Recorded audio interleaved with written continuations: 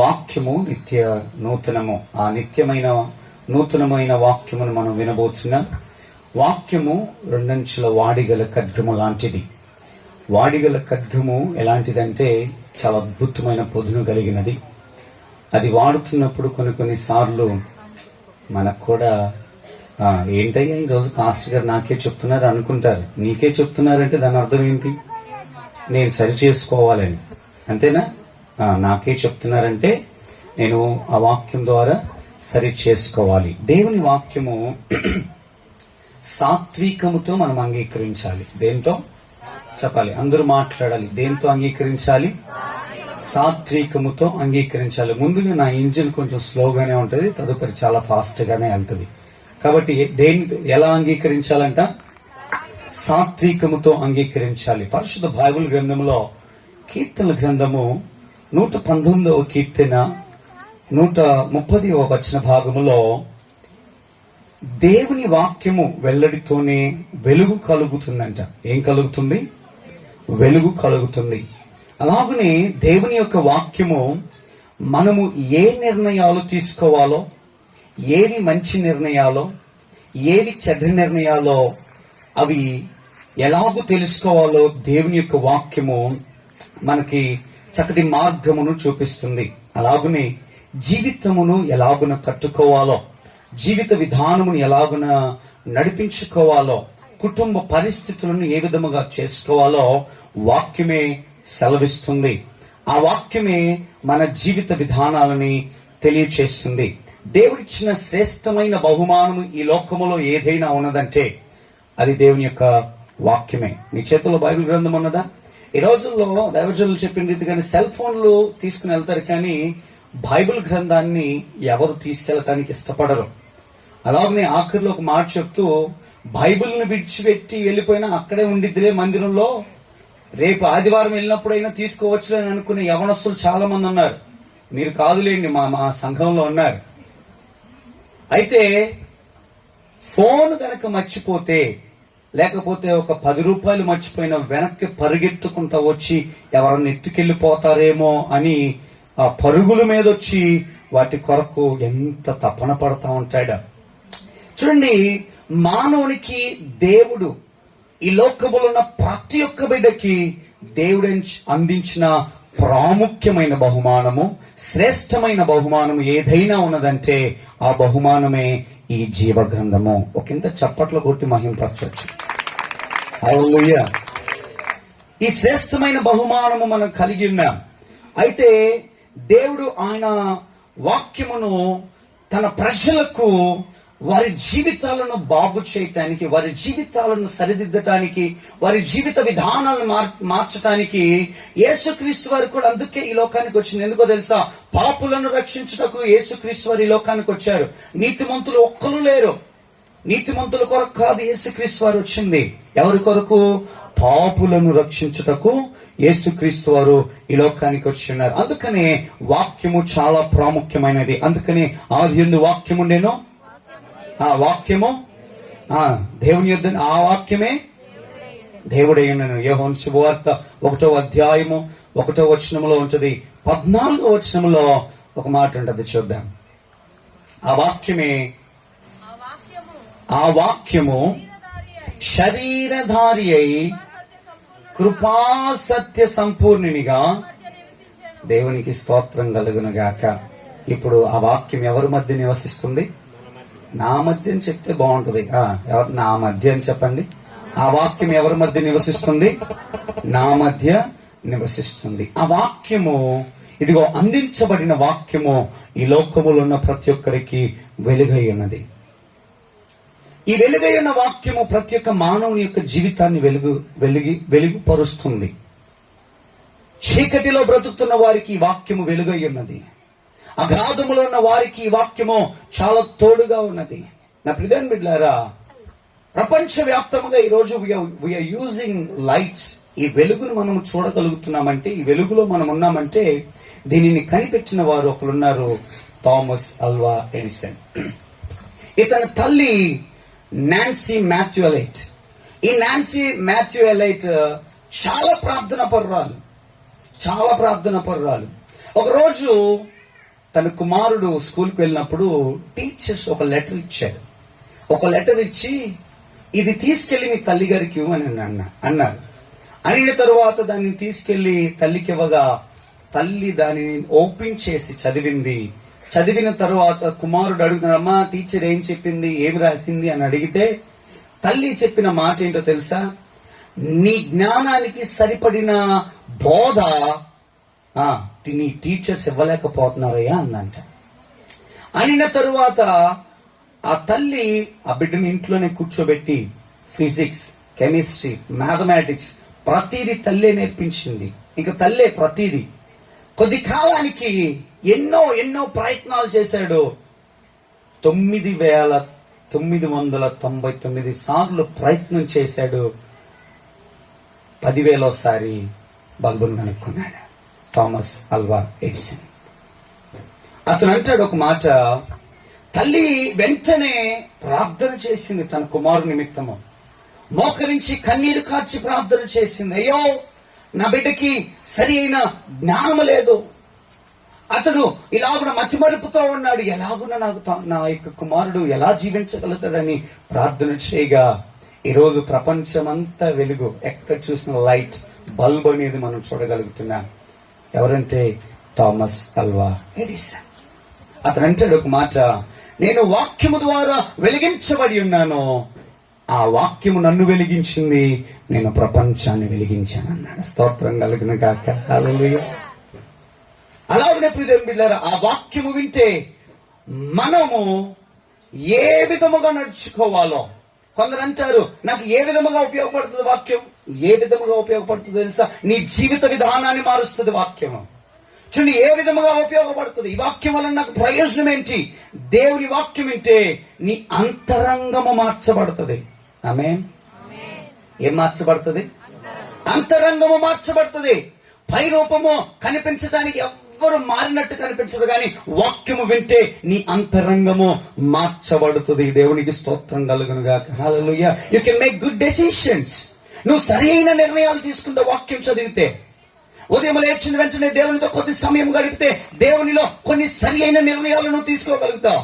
దేవుని వాక్యం వినటం వలన, ఆయన సత్యమైన వాక్యం వినటం వలన నువ్వు సరి అయిన నిర్ణయాలను నువ్వు తీసుకోగలుగుతావు. కాబట్టి ప్రియమైన బిడ్డలారా, ఈరోజు మనం కొన్ని సరి అయిన నిర్ణయాలను తీసుకొందుముగాక. పరిశుద్ధ బైబిల్ గ్రంథంలో నేను ఒక న్యాయాధిపతిని గురించి మాట్లాడాలని ఆశ కలిగి ఉన్నాను. ఆయన చాలా ప్రాముఖ్యమైన న్యాయాధిపతి. ఈయన గురించి చాలా చోట్ల ఎక్కువ మంది మాట్లాడరు, కానీ ఈయన చాలా ప్రముఖుడు. ప్రత్యేకమైన న్యాయాధిపతి గురించి మనము మాట్లాడము. బైబిల్ గ్రంథంలో 15 మంది న్యాయాధిపతులు ఉన్నారు. ఎంతమంది? 15 మంది న్యాయాధిపతిలో ఇతను 9వ వాడు. రాజుల పరిపాలనకు మునుపు న్యాయాధిపతులే పరిపాలన చేసేవారు. న్యాయాధిపతులు ఏర్పాటు చేయబడ్డాడు.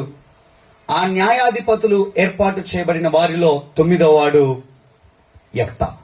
ఎవరు చెప్పాలి?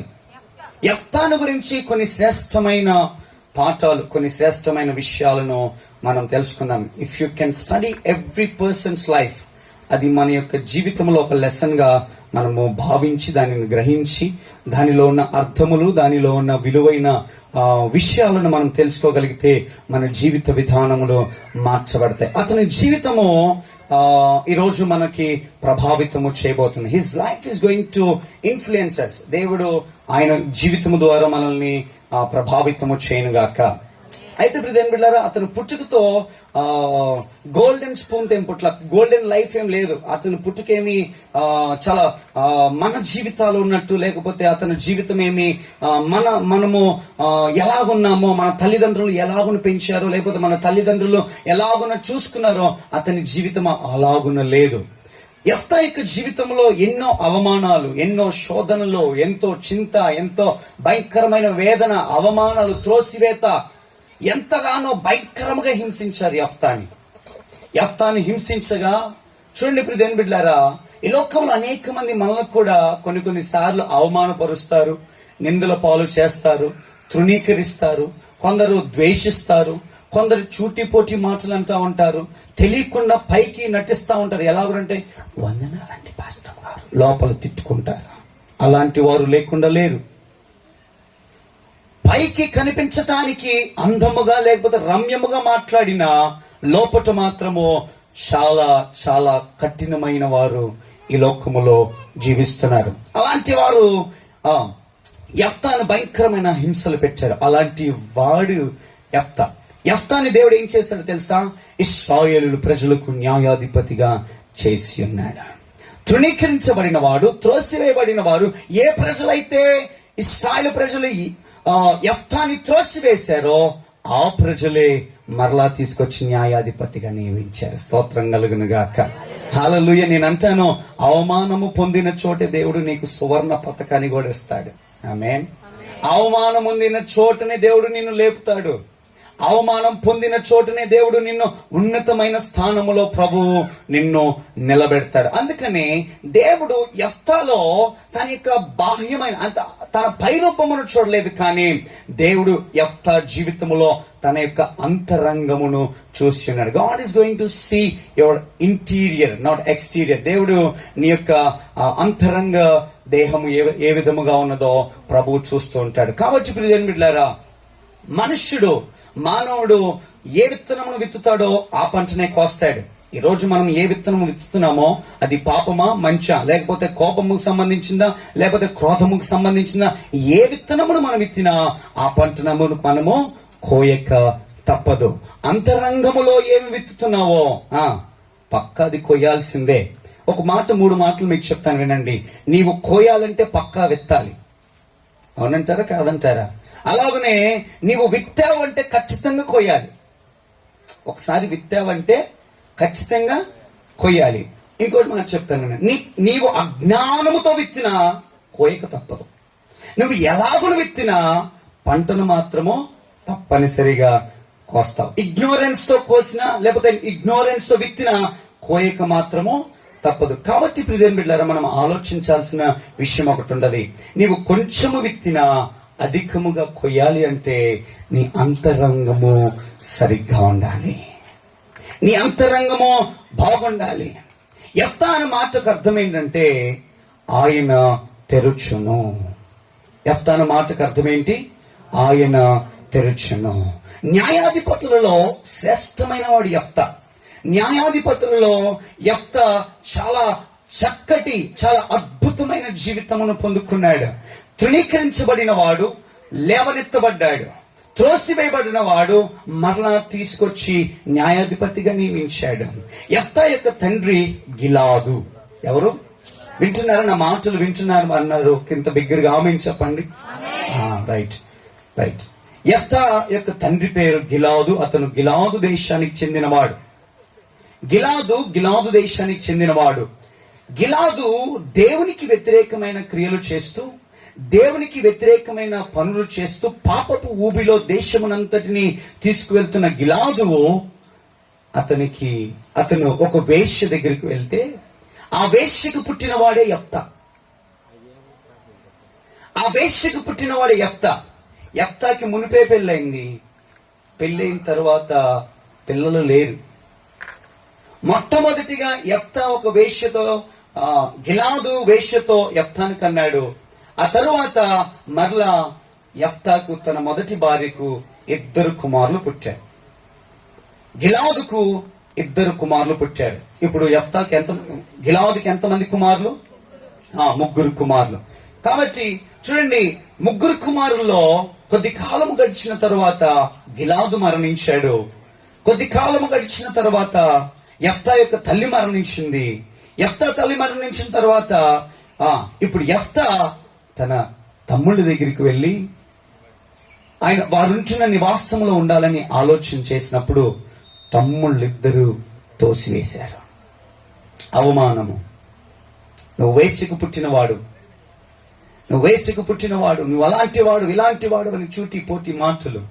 భయంకరమైన అవమానముతో ఉన్న యెఫ్తా కృంగిపోతూ చాలా అల్లాడిపోతున్నాడు. ఏమీ తెలియని పరిస్థితి, ఏమీ తోచని పరిస్థితి. ఆలోచన చేయాల్సిన విషయమే ప్రియమైన బిడ్డలారా. చూడండి, ప్రతిరోజు యెఫ్తాని బాధించేవారంట. ప్రతిరోజు. మనల్ని కూడా కొంతమంది ప్రతిరోజు హింసిస్తారు కదా. కొంతమంది ఆకుబడిందని, కొంతమంది నీళ్లు పట్టుకెళ్ళామని బిందుల దగ్గర, సెట్టుల దగ్గర. అవునంటారా కాదంటారా? కదా. ప్రతిరోజు ఏదో ఒక విధముగా దూషిస్తూనే ఉంటారు, ఏదో ఒక రీతిగా అవమానిస్తూనే ఉంటారు. ఈవెన్ సంఘములోనైనా సమాజంలోనైనా ఎవరొకరు ఏదో ఒక విధముగా మనల్ని అవమానపరుస్తూనే ఉంటారు. అలాగున యెఫ్తాని అవమానపరిచారు, దూషించారు, త్రోసివేశారు. ఆలోచించండి ప్రియమైన బిడ్డలారా, టుడే వీఆర్ నథింగ్. ఈరోజు మనము ఏమై ఉన్నా మనము కేవలము శూన్యమే. కొద్ది కాలమే ఈ లోకంలో బ్రతకాలి. ఒకరిని దూషించామా, ఒకరు అవమానించామా, ఒకంత ఆలోచన చేయాలి. నువ్వు అవమాన పాలవకూడదు, నువ్వు దూషణ పాలవకూడదు. ఆఖరికి నువ్వు ఒకవేళ ఏదైతే దూషణ అనే విత్తనం నువ్వు విత్తావో అదే పంట నువ్వు కోస్తావు. అది మాత్రము సత్యము.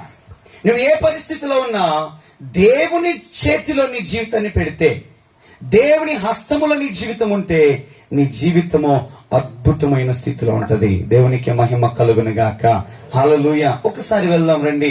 న్యాయాధిపతుల గ్రంథము 11వ అధ్యాయము 1 నుంచి 3 వచన భాగముల వరకు క్లుప్తముగా చదువుకుందాం.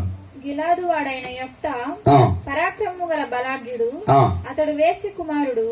గిలాదు యెఫ్తాను కనెను. గిలాదు భార్య అతనికి కుమారులను కనగా వారు పెద్దవారే యెఫ్తాతో, నీవు అన్య స్త్రీకి పుట్టిన వాడవు గనుక మన తండ్రి ఇంట నీకు స్వాస్థ్యము లేదనిది. యెఫ్తా తన సహోదరుల యొద్ద నుండి పారిపోయి టోబు దేశమున నివసింపగా అల్లరి జనము యెఫ్తా యొద్దకు వచ్చి అతనితో కూడా సంచరించుచుండెను. చాలు తల్లి. ఎన్నో అవమానాలు, ఎన్నో ఇబ్బందులు, ఎన్నో ఆటంకాలు ఎదుర్కొంటున్న యెఫ్తా ఒక రోజు బయలుదేరి టోబు దేశానికి వెళ్లిపోయారు. వెళ్లిపోయిన తర్వాత చూడండి, ఆఖరిలో ఉంటది, ఆ టోబు దేశమును నివసింపగా అల్లరి జనము యెఫ్తా యొద్దకు వచ్చి అతనితో కూడా సంచరించుచుండెను. ఎక్కడికి వెళ్ళినా కొంతమందికి ప్రశాంతత ఉండదు కదా. ఎక్కడ నిలిచినా కొన్నిసార్లు ఏదో ఒకటి ఆటంకం పరుస్తూనే ఉంటది. కొంతమందికి కుటుంబం ద్వారా, కొంతమంది అప్పుల ద్వారా, కొంతమందికి వివిధ రకాల సమస్యల ద్వారా ఆటంకాలు వస్తూనే ఉంటాయి. చూడండి ప్రియమైన బిడ్డలారా, యెఫ్తాను మాత్రం దేవుడు విడిచిపెట్టలేదు. అయితే దేవుడు తన పట్ల ఒక ప్రత్యేకమైన లేకపోతే ఒక ప్రత్యేకమైన ప్రణాళికను కలిగి ఉన్నాడు. ఒక ప్రత్యేకమైన వ్యక్తిగా దేవుడు చేసి ఉన్నాడు. స్తోత్రం కలుగును గాక. హల్లెలూయా. అలాగనే యెఫ్తాను ఏ విధముగా ప్రత్యేకమైన వ్యక్తిగా చేసి ఉన్నాడో ఈ రోజు నిన్ను కూడా ప్రభు అలాగునే చేసి ఉన్నాడు. ఆమేన్. Sometimes we say I can't do nothing. కొన్నిసార్లు మనం ఇలాగని చెప్తాం, దేవుడు లేడు, ఏమి లేడు, నా జీవితంలో ఏం చేయలేదు, నా జీవితం ఇలాగైపోయింది, నేను నాశనం అయిపోయాను, నాకు అప్పులున్నాయి, అన్ని బాధలు, అన్ని కష్టాలు, ఇన్ని ఇబ్బందులు, ఎన్నో కష్టాలు, బాధలు, శ్రమలున్నాయి, నా జీవితము ఎలాగునైపోయిందో చూడని ఆలోచన చేస్తూ ఉంటాం. అలాగున ఆలోచన చేసే వారికి ఒక మాట చెప్తాను, వినండి. నీవు ఒక కారణ జన్ముడవు. ఒక కారణము లేనిదే ఈ లోకములోనికి మనము ఉద్భవించలేదు. మన పుట్టుక, మనం పుట్టి ఉన్నామంటే ఏదో ఒక కారణం, దెర్ ఇస్ ఎ పర్పస్. తప్పనిసరిగా ఆయన ప్రణాళిక ఉన్నది. నీ వంటి వారు ఇంకోళ్ళు ఉన్నారంటే లేరు. కొంతమంది బయలుదేరి బయటికి వెళ్ళినప్పుడు సేమ్ చుట్టాలు అంటూ ఉంటారు, ఏంట్రా మొన్న బాపట్లో కనిపించావు, సేమ్ అచ్చు నీలాగునే ఉన్నారు, కానీ నీవు అని మాత్రం ఎవరో, నీలాంటి ఆధార్ కార్డు ఇంకోళ్ళకు ఉండదు, నీలాంటి ఫింగర్ ప్రింట్స్ ఇంకోళ్ళకు ఉండవు. ఆలోచన చేయి. దేవుని సృష్టి అద్భుతమైనది. ఎందుకనగా నువ్వు కారణ జన్మను, నీ పట్ల ప్రత్యేకమైన కారణం ఉన్నది, నీ పట్ల ప్రత్యేకమైన ప్రణాళిక ఉన్నది. యెఫ్తా తృణీకరించబడిన వాడు. యెఫ్తాని తృణీకరించారు, అవమాన పాలు చేశారు, ఎన్నో స్ట్రగుల్స్ ఎదుర్కొన్నాడు, ఎన్నో అవమానాలు, ఎన్నో భయంకరమైన నిందలు పొందుకున్నాడు యెఫ్తా. అలాగనే ఇంకో వ్యక్తిని మనం బైబిల్ గ్రంథంలో చూడగలను. బైబిల్ గ్రంథంలో హన్నా ఎన్నో అవమానాలు పొందింది. హన్నా జీవితంలో మనం చూసినట్లయితే హన్నా యొక్క జీవితము చాలా నిందల పాలు, నిందల అవమానాలు. కుమారులు లేరని, బిడ్డలు లేరని తోటి వారు, తోటి స్నేహితులు, ఇంటి పక్కన వారు, బంధువులు, మిత్రులు ఎన్నో భయంకరమైన మాటలు అంటున్నారు హన్నాని. అలా అంటున్నప్పుడు హన్నా మోకరించి ప్రార్థించింది. కొద్ది కాలానికి దేవుడు హన్నాకు కుమారుని ఇచ్చాడు. ఆ కుమారుడు ఎంత అద్భుతమైన వాడు తెలుసా? ప్రవక్త. స్తోత్రం. హల్లెలూయా. నువ్వు మోకరించి ప్రార్థన చేస్తే దేవుడు అద్భుతమైన బిడ్డలు నీకు ఇస్తాడు. అంతేకాని కొంతమంది నేను మా బాపట్ల పట్టణంలో వస్తున్నప్పుడు ఒక పోస్టర్ నేను చూశా. అంటే పర్టికులర్ గా ఒక వ్యక్తి ఒక దాని గురించి ప్రత్యేకమైన ప్రార్థన చెప్పారు. నేను అనుకున్నాను, ప్రభువా, నేను నీ సన్నిధిలో కూర్చుని కొద్ది నిమిషాలు నా మనస్సు విప్పి మోకరించి ప్రార్థన చేస్తే తప్పనిసరిగా నువ్వు సమాధానం ఇస్తావు కదా. అలాగున ప్రతి ఒక్క బిడ్డ చేస్తే తప్పనిసరిగా సమాధానము వస్తుంది. నేను ఇక్కడ కూర్చున్న వారందరికీ ఒక మాట చెప్తాను, వినండి. నీకేదైనా సమస్య వచ్చినప్పుడు నువ్వు ఉన్న చోటునే మోకరించి ఆయన వైపు నువ్వు చూడగలిగితే తప్పనిసరిగా సమాధానము దేవుడు నీకు దయచేయునుగాక. హన్నా షిలోహుకు వెళ్లి మోకరించి ప్రార్థన చేసింది, కన్నీరు కార్చి ప్రార్థన చేసింది. శ్రేష్టమైన కుమారుని హన్నాకు దేవుడు ఇచ్చాడు. అనేక మంది అవమానించిన అవమానములో దేవుడు శ్రేష్టత్వమును హన్నాకు కలుగజేసి ఉన్నాడు. దేవునికి మహిమ కలుగునుగాక. హల్లెలూయా, హల్లెలూయా. ప్రియమైన బిడ్డలారా, ఈరోజు అనేక మంది దేవుని అనుసరణలో అలాగని దేవునికి విధేయులుగా జీవించలేక, ఆయనకి కృతజ్ఞతగా జీవించలేక దేవుని అడుగుజాడల్లో నడుచుకోకుండా లోకములోనికి వెళ్ళిపోతున్నారు. ఆలోచించాలి ప్రియమైన బిడ్డలారా. సొంత నిర్ణయాలు లేకపోతే సొంత ఆలోచనల మీద నడుచుకుంటున్నావు, కానీ దేవుడు ఏం చెప్తున్నాడు, దేవుని ప్రణాళిక ఏంటి, దేవుని ఉద్దేశాలు ఏంటి, దేవుడు నాకు ఏమి ఆయన చిత్తాన్ని నా జీవితంలో ఏది నెరవేర్చబోతున్నాడని ఒక్కరు కూడా ఆలోచించలేకపోతున్నారు. ఇశ్రాయేలు దేశము ప్రపంచంలో చాలా శ్రేష్టమైన దేశము. ఇశ్రాయేలు ప్రజల్ని కాపాడిన రీతిగా దేవుడు ఎవరిని కాపాడలేదు. ఇశ్రాయేలు ప్రజల్ని దేవుడు ఉన్నతమైన స్థానంలో నిలబెట్టిన రీతిగా, ఇశ్రాయేలు ప్రజలకి దేవుడు ఇచ్చిన ఆశ్చర్య క్రియలు, ఇశ్రాయేలు ప్రజలను దీవించిన రీతిగా, ఆశీర్వదించిన రీతిగా ఏ ప్రజల్ని దేవుడు దీవించలేదు. కానీ ఇప్పుడు ఏం బిడ్డలారా, ఇశ్రాయేలు ప్రజలు దేవునికి కృతజ్ఞతగా లేరు. ఈరోజు మానవునిగా జీవిస్తున్న మనము దేవునికి థ్యాంక్ఫుల్ గా ఉండాలి, దేవునికి కృతజ్ఞతగా జీవించాలి. 3 విషయాలు నేను చెప్తాను, వినండి. Always be thankful to God. ప్రతి దానిలో నువ్వు దేవునికి కృతజ్ఞత కలిగి జీవించాలి. అలాగనే రేపటిని గురించి నిరీక్షణ కలిగి ఉండాలి. అలాగనే 3వది, don't wish that life is so easy. జీవిస్తున్న ఈ జీవితము సులువైన జీవితం అని మాత్రం అనుకోవద్దు. సులువైనది లేకపోతే సులభము కలిగినది ఏముందిలే అని మాత్రము నువ్వు అనుకోవద్దు. దేవునికి కృతజ్ఞతగా నువ్వు జీవించాలి. యెఫ్తా తృణీకరించబడిన వాడే. మొట్టమొదటిది యెఫ్తా తృణీకరించబడిన వాడు, కానీ దేవుడు విడిచిపెట్టలేదు. రెండోది యెఫ్తా విశ్వాస వీరుడు. రెండోది ఏంటమ్మా? న్యాయాధిపతుల గ్రంథము 11వ అధ్యాయము 9 నుంచి 10 వచ్చిన భాగాలు చదువుదాం. 9వ వచనము. అందుకు యెఫ్తా, అమ్మోనీయులతో యుద్ధము చేయుటకు మీరు నన్ను గిలాదుకు తిరిగి తీసుకుని పోయిన మీదట యెహోవా వారిని నా చేతికి అప్పగించిన ఎడల నేనే మీకు ప్రధానుడు అని గిలాదు పెద్దలను అడుగగా, గిలాదు పెద్దలు నిశ్చయముగా మేము నీ మాట చొప్పున చేయదము. చూడండి బిడ్డలారా, విశ్వాసము నిరీక్షణ, విశ్వాసం యొక్క నిరీక్షణ మానవునికి కావాలి. నిరీక్షణ కలిగి జీవించడం వలన విశ్వాసముతో నిరీక్షించు వాని యొక్క నిజస్వరూపమును మనము చూడగలుగుతాం. కాబట్టి బిడ్డలారా, దేవుని యందు మనం విశ్వాసం ఉంచాలి. విశ్వాసములో ఈ రోజున మనం అనేక మంది వెనకబడిపోతా ఉంటాం. అప్పుడు వెనకబడిపోయినప్పుడు దేవుని కృపను కోల్పోతామంట. ఏ కృపను కోల్పోతాం? దేవుని యొక్క కృపను కోల్పోతున్నాం. ఎప్పుడు? విశ్వాసములో వెనకబడిపోతున్నప్పుడు. నా విశ్వాస జీవితాన్ని నేను ఎలా పెంపొందించుకోవాలి, నా విశ్వాస జీవితాన్ని ఎలాగున అభివృద్ధిలోనికి రావాలి అని ఒకవేళ ఆలోచన చేస్తే నేను ఒక మాట చెప్తాను, వినండి. దేవుని మాటను వినండి, దేవుని వాక్యమును చదవండి. అప్పుడు నీ విశ్వాసము దృఢపరచబడుతుంది. అందుకని హబక్కూకు ఒక మాట అంటాడు, నీతిమంతుడు విశ్వాసము మూలముగా జీవించును. కాబట్టి బిడ్డలారా, Jephthah got success because of his faithful life. Jephthah ఎందుకు ఒక ఉన్నతమైన జీవితాన్ని సంపాదించుకున్నాడంటే తన విశ్వాస జీవితాన్ని బట్టి. యెఫ్తా ఒక విశ్వాస వీరుడు. మూడోదిగా యెఫ్తా ఒక గొప్ప ప్రార్థనా పరుడు. ఏంటంట యెఫ్తా? చెప్పాలి. మొట్టమొదటిది ఏంటిది? మొట్టమొదటిది యెఫ్తా తృణీకరించబడిన వాడు. రెండవది యెఫ్తా విశ్వాస వీరుడు. మూడవది యెఫ్తా ఒక గొప్ప ప్రార్థనాపరుడు. అక్కడ 11వ వచనం చూద్దాం ఒకసారి. కాబట్టి యెఫ్తా గిలాదు పెద్దలతో కూడా పోయినప్పుడు జనులు తమకు ప్రధానిగాను అధిపతిగాను అతను నియమించుకొనిది.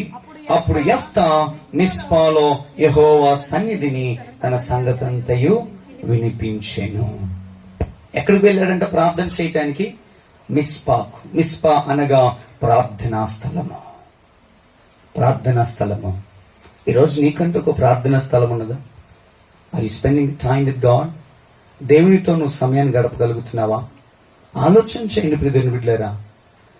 యెఫ్తా దేవుని సన్నిధిలో కొద్ది నిమిషాలు మిస్పాకు వెళ్ళి ఆయనకు జరిగిన విషయాలన్నీ చెప్పుకున్నాడు. కన్నీటిని విడిచి కన్నీరు కార్చి ప్రభువుకి తన బాధలను, తన అవమానాలను, తనకు జరిగినవన్నిటినీ దేవునికి చెప్పుకోవటానికి ఒక స్థలానికి వెళ్ళాడు. ఈరోజు నువ్వు కూడా ఆయనకి నీ బాధను, నీ కష్టమును చెప్పుకోవడానికి ఒక ప్లేస్ ని నువ్వు ఎంచుకున్నావా? ఒక ప్లేస్ ని నువ్వు ఎంచుకోగలుగుతున్నావా? కుటుంబ ప్రార్థనలు చేసుకోవటానికి మీ కుటుంబం అంతా కలిసి ఎంత సమయం దేవునితో గడపగలుగుతున్నారు నాకైతే తెలియదు, కానీ spend some time with God. దేవునితో కొద్ది సమయాన్ని మీరు గడపండి. ప్రార్థన పరిస్థితులను మారుస్తుంది. ఆమేన్. ప్రార్థన ఏం చేస్తుంది? పరిస్థితులను మారుస్తుంది, నీ స్థితిగతులు మారుస్తుంది. ప్రార్థన నువ్వు మోకరించి ప్రార్థన చేసినప్పుడు దేవుడి నీ జీవితంలో అద్భుతములు, ఆశ్చర్య కార్యములు చేస్తాడు. హల్లెలూయా. కొంతమందికి ప్రార్థన ఎలా చేయాలో తెలీదు. నేను ఒక యాక్ట్స్ అనే మాటను వివరించి ఒక 4 విషయాలను ప్రార్థన ఎలా చేయాలో చెప్తాను, జాగ్రత్తగా వినండి. ఏ ఫర్ అడరేషన్, దేవుని స్తుతి ద్వారా దేవుని యొక్క గొప్పతనాన్ని నువ్వు ఆరోపించాలి. ముందుగా ఏం చేయాలి తెలుసా? ఆయన గొప్పతనాన్ని మనం ఏం చేయాలి? ఆరోపించాలి. అందుకనే పరలోక ప్రార్థన ఉంటుంది. పరలోకమందున మా తండ్రి, నీ రాజ్యము మాకొచ్చునుగాక, నీ చిత్తము పరలోకమందు నెరవేర్చబడినట్లు భూమి యందు నెరవేర్చబడు. ఆయనను మనము స్తుతులతో ఆరోపించ. ప్రభువా నీకే మమ్మల్ని కాపాడినందుకు, మమ్మల్ని క్షేమముగా ఉంచినందుకు స్తుతుల ద్వారా మనం ఆయనకి స్తుతులను ఆరోపించాలి. రెండవది సీ ఫర్ కన్ఫెషన్. ప్రార్థనలో మన బలహీనతలన్నీ ఒప్పుకోవాలి. రెండోది ఏంటిది? ప్రార్థనలో మనం ఏం చేయాలి? మన బలహీనతలు ఒప్పుకోవాలి. చేసిన దేవునికి వ్యతిరేకముగా చేసిన పనులన్నిటినీ, ఆ బలహీనతలన్నిటినీ ప్రభు సన్నిధిలో ఒప్పుకోవాలి ప్రార్థన ద్వారా. మూడోది థ్యాంక్స్ గివింగ్, కృతజ్ఞత కలిగి జీవించాలి. ప్రభు నా జీవితంలో గొప్ప కార్యములు చేశాడు, ప్రభు నా జీవితంలో ఉన్నతమైన కార్యములు చేశాడు, నేను బ్రతికిన్నానంటే ప్రభు కృప, జీవిస్తున్నానంటే ప్రభు కృప అని నువ్వు ప్రభుకి కృతజ్ఞతాస్తుతులు చెల్లించాలి. నాలుగోదిగా ఎస్ స్టాండ్ ఫర్ సప్లికేషన్. మన విన్నపములు దేవునికి అప్పుడు చెప్పుకోవాలి. ముందుగా ఏం చేయాలి? మనం స్తుతుల ద్వారా ఆయనకి ఆరోపణ చేయాలి. రెండవదిగా మన యొక్క లోపములను సరిచేసే కన్ఫెస్ అవ్వాలి. మూడోదిగా కృతజ్ఞతాస్తుతులు థ్యాంక్స్ గివింగ్ చేయాలి. అలాగనే సప్లికేట్, అప్పుడు మన మనవులన్నీ దేవునికి చెప్పాలి. ఇది ప్రార్థన. ఈ విధముగా ప్రార్థన చేయగలిగితే చూడండి ప్రియమైన బిడ్డలారా, నీ జీవితంలో దేవుడు గొప్ప కార్యములు చేయునుగాక. కీర్తన గ్రంథము 66వ కీర్తన 18వ వచనంలో ఒక మాట ఉంటుంది. Why we're not getting answer from God. ఎందుకు మన జీవితంలో ప్రార్థనకి సమాధానం రావటం లేదని, లేకపోతే ఎందుకు నా జీవితంలో ప్రశాంతత లేదు, నేను ఎంతకాలం నుండి ఒక విషయం గురించి ప్రార్థన చేస్తున్నాను, ఆ ప్రార్థనకి సమాధానం రావటం లేదని ఒకవేళ నువ్వు ఆలోచన చేస్తే ఒక్క విషయం చెప్పి నేను నా మాటలు ముగిస్తాను. నా హృదయములో నేను పాపము లక్ష్యము చేసిన ఎడలా నా మనవి వినకపోను. ఏముంటదంట? నా హృదయములో పాపమును లక్ష్యము చేసిన ఎడలా. నా హృదయములో పాపం ఉంటే ప్రభు ఏమి వినడో? నా ప్రార్థన వినడం. ఆజ్ఞాతిక్రమమే పాపము. దేవునికి వ్యతిరేకముగా చేసిన ప్రతి పని నీలో ఉంటే మోకరించి గంటల సేపు ఉపవాసాలు చేసిన వ్యర్థమే. అవునంటారు కాదంటారు? హృదయంలో పాపం పెట్టుకుని, హృదయంలో దోషము పెట్టుకుని, హృదయంలో దురాలోచనలు పెట్టుకుని, దేవునికి వ్యతిరేకమైన క్రియలు పెట్టుకుని, దేవునికి వ్యతిరేకమైన ఆలోచనలతో జీవిస్తూ ప్రార్థన చేస్తే దానికి ప్రతిఫలం ఎలా వస్తుంది? రానే రాదు. అందుకే నేను చెప్తున్నా చూడండి, నా హృదయములో నేను పాపమును లక్ష్యము చేసిన ఎడల ఆయన నా మనవి వినడు. ఖచ్చితం ఇది. చేసేదేమో లోపలంతా దొంగ పనులు చేస్తా. ఇప్పుడు దొంగ ఇలాగును ప్రార్థన చేశాడు, ఏమని? అయ్యా రేపొద్దున్నే నేను పలానింటికి దొంగతనానికి వెళ్తున్నాను, నా పెద్ద మూట రావాలని ప్రార్థన చేసి దేవుడు ఇస్తాడండి? ఆలోచించండి. ఇలాగున ప్రార్థన చేస్తారు. స్వార్థముతో కూడిన ప్రార్థన, దురాశలతో కూడిన ప్రార్థన. ఏది కూడా చూడండి ప్రియమైన బిడ్డలారా, దేవుని నామమును హెచ్చింపదగిన ప్రార్థన నీకు ఉండాలి. అంతేకాని నిన్ను నువ్వు మోసపుచ్చుకుని నీ హృదయంలో పాపము పెట్టుకుని ప్రార్థన చేస్తే ఆ ప్రార్థనకి సమాధానం రాదు. అందుకే చెప్తున్నా కదా, యెఫ్తా గొప్ప ప్రార్థన పరుడు. తన విన్నపాలన్నీ దేవుని ఎదుట పెట్టుకున్నాడు. ఈ రాత్రి నీ హృదయంలో కూడా ఎన్నో బాధలు, ఎన్నో కష్టాలు, ఎన్నో ఇబ్బందులతో ఈ రాత్రి నువ్వు దేవుని సన్నిధిలో ఉన్నావేమో. ప్రభు నీకు ఒక మాట చెప్తున్నాడు, విను. నీకంటూ కొద్ది సమయాన్ని సమకూర్చుకో. నీకంటూ ఒక స్థానము, దేవుని కొరకు ఒక స్థానాన్ని ఏర్పాటు చేయి. ఆయనకి నీ విన్నపాలన్నీ చెప్పినప్పుడు ప్రభు నీ ప్రార్థన ఆలకిస్తాడు. తృణీకరించబడిన వాడి యెఫ్తా, అవమాన పాలు, నిందల పాలైన వాడి యెఫ్తా జీవితంలో ఇంకా ఏమీ లేదనుకున్న సమయంలో కూడా చూడండి, తోబు దేశానికి వెళ్ళిపోయాడు. ఎవరైతే నెట్టివేశారు, ఎవరైతే త్రోసివేశారు, ఎవరైతే నిందల పాలు చేశారో, ఎవరైతే తృణీకరించారో, ఎవరైతే అవమానపరిచారో, చూడండి ప్రియమైన బిడ్డలారా, వారే తీసుకొచ్చి న్యాయాధిపతిగా నియమించారు. అట్టి వానిగా దేవుడు ఈరోజు నీకు కూడా అవకాశం ఇవ్వబోతున్నాడా? ఆమేన్. దగ్గరగా ఆమేన్ చెప్పండి. ఆమేన్. తృణీకరించబడ్డావా? In your job, in your family, నీ కుటుంబంలో, ఫ్రెండ్స్ ద్వారా, లేకపోతే నీ యొక్క బంధువుల ద్వారా, లేకపోతే నీ స్నేహితుల ద్వారా, లేకపోతే తోటివారి ద్వారా, రక్త సంబంధికుల ద్వారా, నా అనుకున్న వారు ఒకవేళ నిన్ను తృణీకరించారేమో, తృణీకరించిన వారే ఒక రోజు నీ ఎదుట తలదించుకునే విధముగా దేవుడు చేయబోతున్నాడు. చప్పట్లు కొట్టి దగ్గరగా మహిమ పరచండి. ఆ విధంగా చేశాడు. ఆయన జీవితము చాలా అద్భుతమైన, శ్రేష్టమైన వాడే యెఫ్తా. న్యాయాధిపతులలో శ్రేష్టమైన వాడిగా ఎంపిక చేయబడి ఉన్నాడంటే యెఫ్తా ఒకానొక సమయంలో తృణీకరించబడిన వాడే, కానీ దేవుని విడిచిపెట్టలేదు యెఫ్తా. కానీ మనకు బాధలు వస్తే దేవుని విడిచిపెడతాం, మనకు కష్టాలు వస్తే దేవుని విడిచిపెడతాం, మనకు నిందలు వస్తే దేవుని విడిచిపెడుతున్నాం. ఇందాక దైవజనులు చెప్తా యవనస్తుల గురించి చాలా చక్కగా కొన్ని మాటలు. మారు మనసు పొందుకుంటారు, కానీ దానికి తగిన జీవితాన్ని జీవించట్లా. మారు మనసు లేని జీవితము. రక్షణ పొందుకుంటారు కానీ రక్షణకు తగిన జీవితమును వారు జీవించలేకపోతున్నారు. కొంతమంది పేరుకి తగిన జీవితాన్ని జీవించలేకపోతున్నారు. వజ్రమ్మ అని పెట్టుకుంటారు, కానీ వారి జీవితం వజ్రం లాంటిది కాదు. లెగిత్తే బూతులు తిడతా ఉంటారు, లెగిత్తే తిడతా ఉంటారు. మాణిక్యం అని పెట్టుకుంటారు, దానికి తగిన జీవితం. పౌల్ అని పెట్టుకున్నారంటే పౌలుకు తగిన జీవితం ఒక్కలన్నా జీవిస్తారా? పౌలు అంటాడు, నేను క్రీస్తును పోలి ఉన్నాను, మీరు నన్ను పోలి నడుచుకున్నాను. పౌలు చెప్తుంటే పౌలుకు తగిన జీవితం ఒక్కరు కూడా పెట్టుకోవడానికి పెట్టుకుంటారు పౌల్ అని. వారికి తగిన జీవితాన్ని ఈరోజు ఎవరు జీవించలేకపోతుంది. ఎందుకో తెలుసా? హృదయములో పాపము ఏలుతుంది ఈరోజు. నేను పాపము ఏలుచ ద్వారా ఏంటయ్యా పాపము? ఏంటి పాపము? దేవునికి వ్యతిరేకమైనది ప్రతిది కూడా పాపమే. కాబట్టి ప్రియమైన నా మాటలు నేను ముగిస్తున్నాను. యెఫ్తా యొక్క జీవితంలో అవమానముల నుండి దేవుడు ఉన్నతమైన స్థానాన్ని ఇచ్చినాడు. ఈరోజు నా జీవితంలో కూడా అవమాన పాలై ఉన్నావా? నిందల పాలై ఉన్నావా?